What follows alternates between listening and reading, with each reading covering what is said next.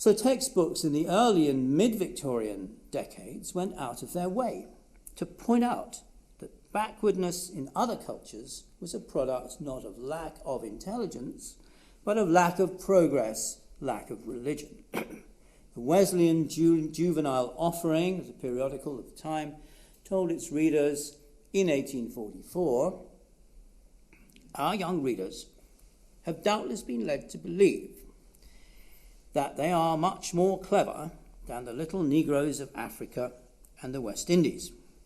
And the inference tended to be drawn is, the textbook went on, that therefore it is to very little purpose to collect and give in order that those may be taught who are so dull and slow to learn. And the book went on then to describe how black teachers instructed by missionaries were successful in educating their peers. Or as the Juvenile Missionary magazine told its young friends in 1866, you see that man, through all his varieties, has a common parentage, and thus any human being of any race could acquire the knowledge of reading and writing almost as speedily as Europeans. So underlying these views, in other words, is a strong commitment to human equality embodied in the anti-slavery movement of the 19th century. Victorian Christianity held that all human beings were capable of salvation. So it held out the prospect of the ultimate conversion of the whole of humankind to Christianity. And missionaries are therefore amongst the most celebrated and admired of Victorian heroes.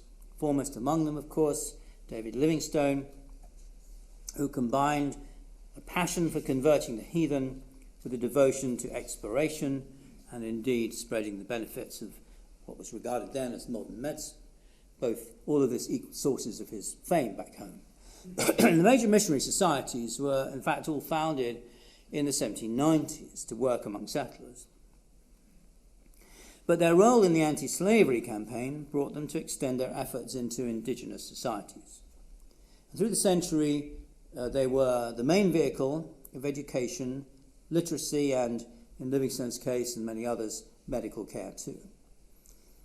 By the end of the century, it was estimated there were 10,000 British missionaries living abroad in every part of the globe. Their presence had in practice little of any direct value to contribute to empire, and indeed in the early decades of the missionary enterprise they were regarded with some suspicion by British colonial authorities. The school textbooks, in fact, often, you see the ones that I've quoted from, textbooks often produced by religious organisations, had relatively little to say in the early part of the century about empire, and in fact often went out of their way to give an optimistic view of the inhabitants of the world outside Europe.